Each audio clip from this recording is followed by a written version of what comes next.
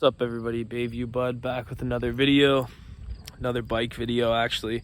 Update on the Prelude. I did sell it, so no more Prelude content unfortunately for those of you who subscribe to me because of my Prelude videos.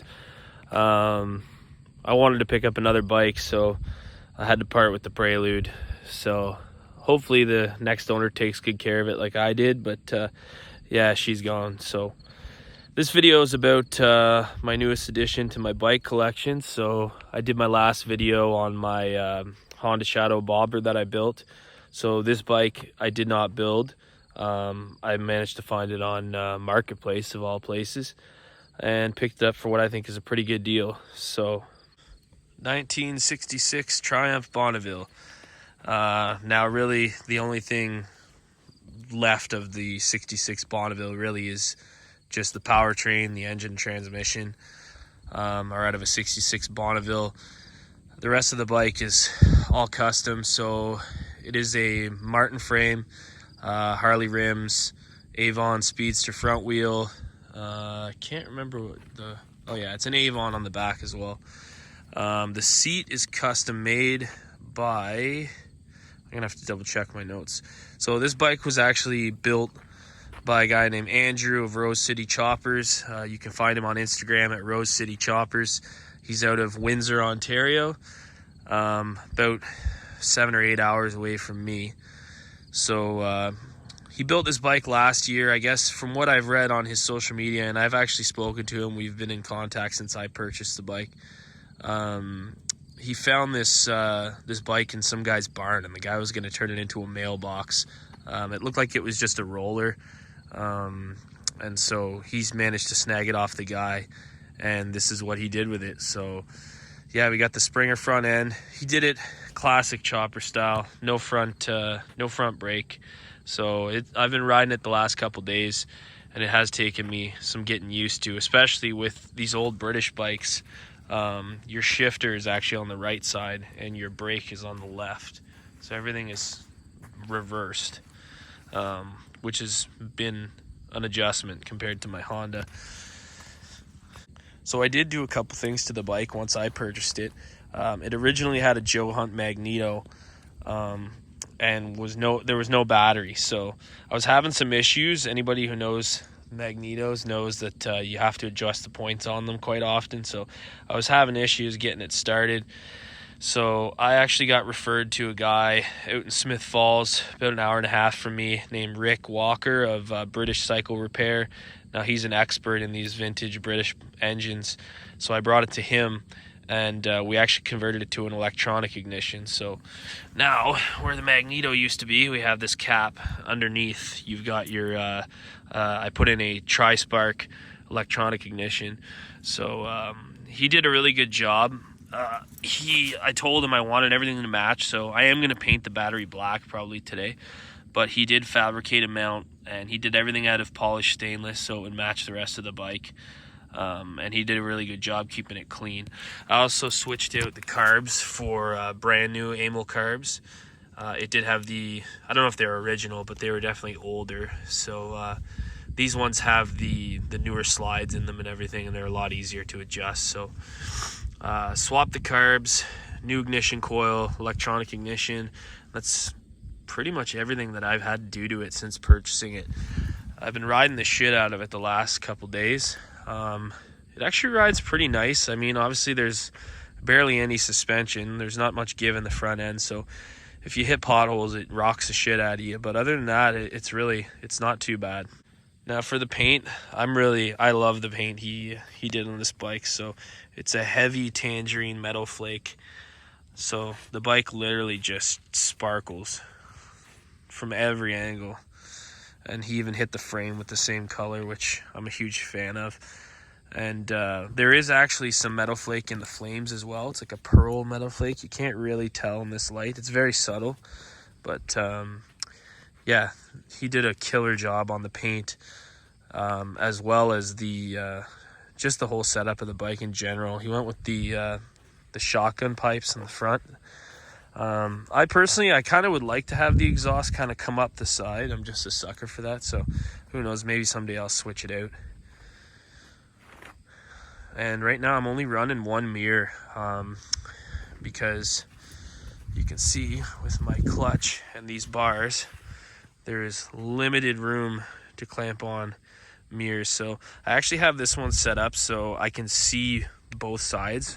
Like I can see to my left and my right just by turning the bars. So I think I'm okay with running the single for now.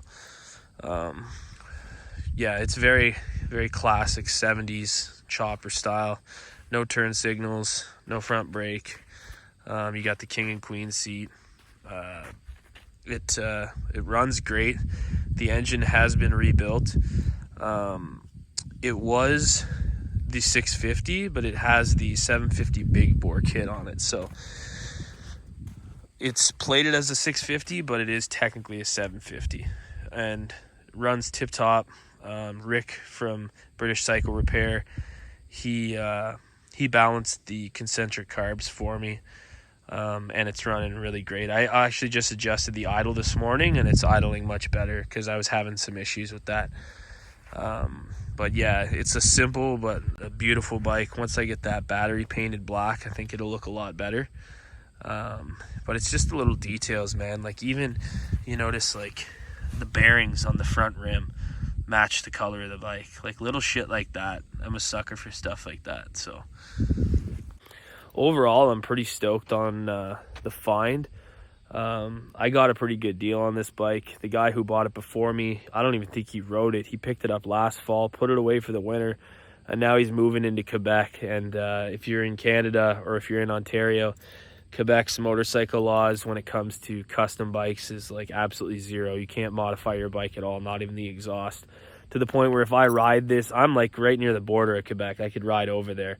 And if I cross the border with that thing, they're probably going to impound it. So fuck Quebec. Won't be taking it over there anytime soon. So I'll get some footage of me firing the bike up, and then I will try and take some footage of me riding. It's going to be tough to get it like landscape mode. I'm probably gonna have to film it vertically, so we'll see if that works, and if it does, cool. So we got our headlight switch here, and this is our ignition switch there.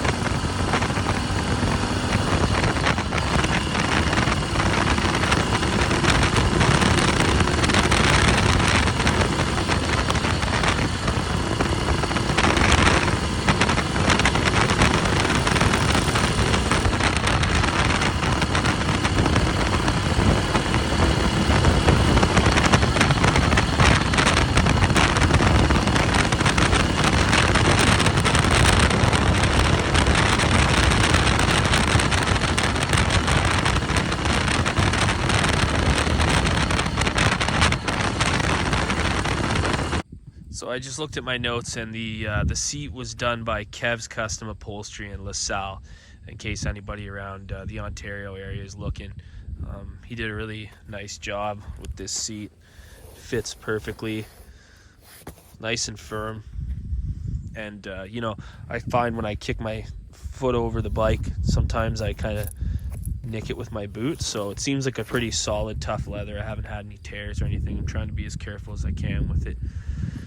But yeah, quick recap. It is a Martin frame, Martin Springer, 21-inch spool front rim, Harley rear rim, both wrapped in Avon tires. The front is an Avon Speedmaster. It is a 1966 Bonneville 650 with the Morgo big bore 750 kit on it. We got brand new Amel carbs, Tri-Spark electronic ignition system. I'm not quite sure what he used for the headlight. He did go with the same grips that I have on my Honda Bobber, which is the TC Bros Vans waffle grip collab.